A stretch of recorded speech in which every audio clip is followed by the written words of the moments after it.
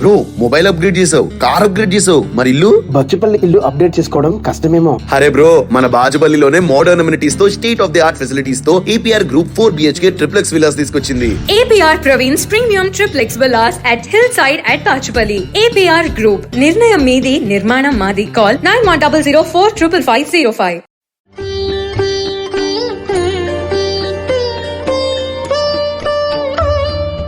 ఈ మధ్య చాలామంది న్యూస్ ఛానళ్ళు సనాతన ధర్మం మీద నోటుకొచ్చినట్టు మాట్లాడుతున్నారు.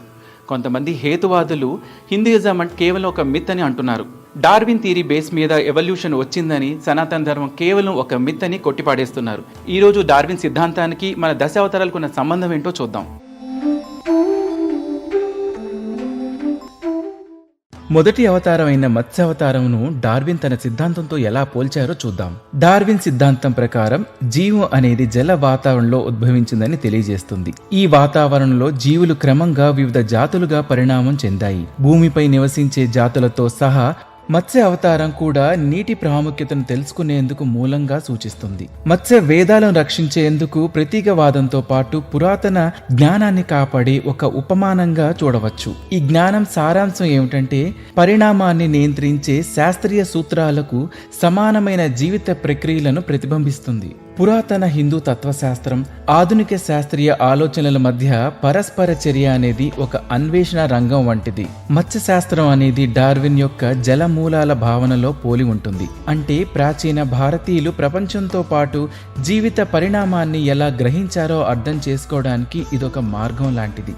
ఇక కూర్మ అవతారం గురించి తెలుసుకుందాం. కూర్మ అవతారం అనేది డార్విన్ సిద్ధాంతం యొక్క రెండవ దశను సూచిస్తుంది. కూర్మం అంటే విష్ణువు యొక్క తావేలు అవతారం. డార్విన్ యొక్క పరిణామ సిద్ధాంతంలో నీటిలో జీవం ఉభయచరాలుగా పరిణామం చెందిందని చెప్తుంది. ఈ రెండు ఒకటే చెప్తున్నాయి.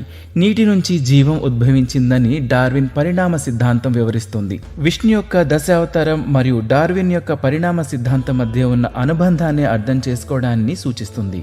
వరాహ అవతారం గురించి చూద్దాం. విష్ణు యొక్క మూడో అవతారం వరాహ అని పిలుస్తారు. భూమిపై వరాహ అవతారం అనేది ఓ జీవం యొక్క పూర్తి జీవితాన్ని తెలియజేస్తుంది. పందులు పూర్తిగా భూ సంబంధమైనవి. వాటి దృఢమైన స్థితిస్థాపక స్వభావం అనేది భూమిపై మనుగడ, పరిణామం కోసం జీవిత పోరాటాన్ని సూచిస్తుంది.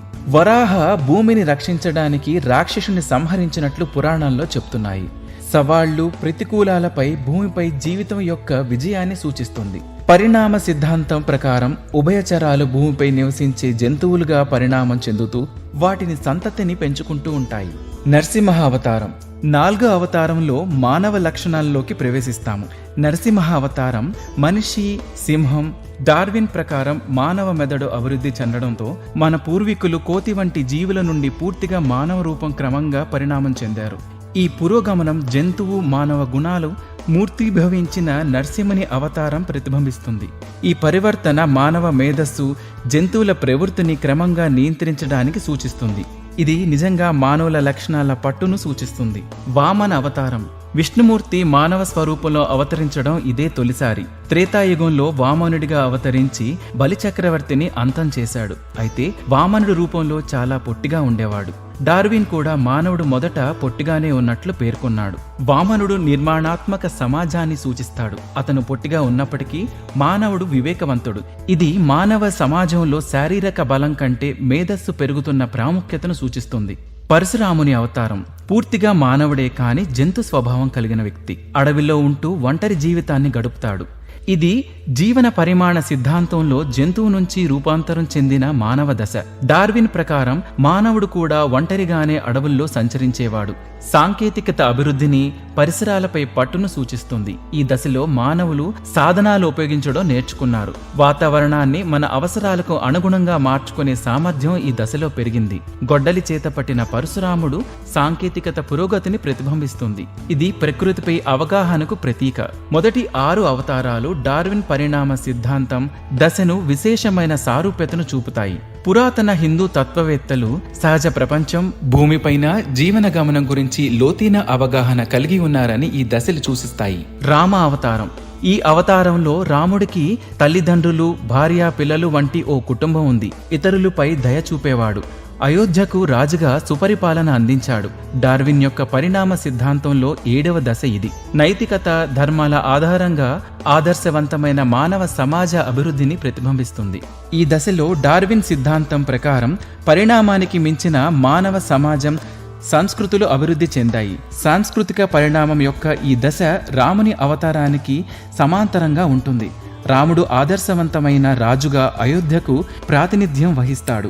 నైతిక, సామాజిక నిబంధనల సారాంశంగా రాముని పాలన, రామరాజ్యం, మానవత్వం సాధించాలని కోరుకునే ఆదర్శ సమాజానికి ఇది ప్రతీక.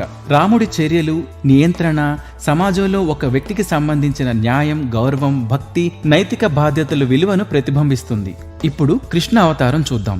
ద్వాపర యుగంలో కృష్ణుడు తెలివిగా వ్యవహరించాడు. యుద్ధ వ్యూహాలను అమలు చేసేవాడు. ఎలాంటి సంకోచం లేకుండా ఆచరించాడు. దౌత్యవేత్తగా అందరికీ ఆదర్శంగా నిలిచాడు. అంటే ఇది మానవుల మానసిక పరిణామానికి నిదర్శనం. కొన్ని మత గ్రంథాలు బుద్ధుడు, విష్ణుమూర్తి 9వ అవతారంగా పేర్కొన్నాయి. హింసను వీడితే ప్రపంచంలో శాంతి నెలకొంటుందని ప్రచారం చేశారు. జ్ఞానోదయం, జీవితం, ధర్మ మెల్కోల మార్గాల ద్వారా మానవాళికి మార్గనిర్దేశం చేస్తాడు. డార్విన్ సిద్ధాంతం సంక్లిష్ట మానవ ఆలోచనలు, భావోద్వేగాలు, తత్వాల పరిణామాలు కూడా అంగీకరిస్తుంది. గీతలో కృష్ణుడి దివ్య ప్రసంగం తాత్విక వికాసాన్ని వివరిస్తుంది. అతని బోధనలు జీవితం, కర్తవ్యం, నైతికత, ఆధ్యాత్మిక జ్ఞానోదయానికి సంబంధించిన పలు కోణాలు వివరిస్తుంది. ఇది కేవలం మనుగడ నుంచి జీవితం, విశ్వం గురించి మరింత లోతైన అవగాహన, సామాజిక మార్పును సూచిస్తుంది. బుద్ధ అవతారం. డార్విన్ సిద్ధాంతంలో 9వ దశ బుద్ధ అవతారం. ఈ దశ ఆధ్యాత్మిక పరిణామ దశను ప్రతిబింబిస్తాయి. బుద్ధావతారం ఆధ్యాత్మిక పరిణామాన్ని సూచిస్తుంది. ఇది డార్విన్ సిద్ధాంతానికి సమానంగా ఉంటుంది. ఈ దశ మానవ అభివృద్ధిని సూచిస్తుంది.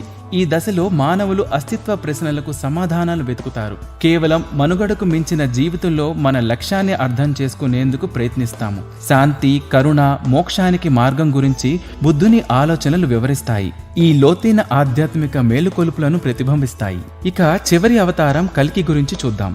డార్విన్ సిద్ధాంతంలో 10వ దశ కల్కి అవతారం. ఈ దశలో చివరి అవతారమైన కల్కి అవతారం భవిష్యత్తును సూచిస్తుంది. పరిణామం అనేది కొనసాగుతున్న ప్రక్రియ అని సూచించే డార్విన్ సిద్ధాంతానికి ఈ అంశం సమగ్రమైనది. కల్కి చీకటి అజ్ఞానంతో కూడిన యుగాన్ని అంతం చేసి జ్ఞానోదయం, ధర్మం అనే కొత్త శకాన్ని ప్రారంభిస్తారని ప్రస్తావించారు. భవిష్యత్తులో మానవ స్పృహ, అవగాహనలో గణనీయమైన మార్పులను సూచిస్తుంది. డార్విన్ సిద్ధాంతం విష్ణు యొక్క అవతారాలను పోలి ఉందని, అతను చెప్పేది నిజమని కొందరు అంటుంటే, మరికొందరు దానిలో ఎలాంటి నిజం లేదని, మనిషి పుట్టుక అనేది ఆది మానవులతో మొదలైందని కొట్టిపారేశారు. ఏది ఏమైనప్పటికీ దశావతారం డార్విన్ పరిణామ సిద్ధాంతం మధ్య ఉన్న పోలికలు పురాణ గాథలకు దూరంగా ఉందనే వాస్తవాన్ని బలపరుస్తుంది. హిందూ మతం దాని సారాంశంలో ఎల్లప్పుడూ జ్ఞానం యొక్క సాధన, విశ్వం యొక్క అవగాహన మరియు జీవిత సంక్లిష్టతను డీకోడ్ చేయడం వైపు మొగ్గు చూపుతుంది. దీనికి దశావతారం ఒక అద్భుతమైన ఉదాహరణ. దీని గురించి మీరేమనుకుంటున్నారో మాకు కామెంట్లో చెప్పండి. సనాతన ధర్మం ప్రపంచానికి ఒక వరం లాంటిది. సనాతన ధర్మం యొక్క గొప్పతనాన్ని మేము untold stories from Hinduism, Vedic facts, ధర్మ సందేహాల ద్వారా మనలో చాలా మందికి తెలియని విషయాలు చెప్తూ జాగృతి పరిచే ప్రయత్నం చేస్తున్నాం.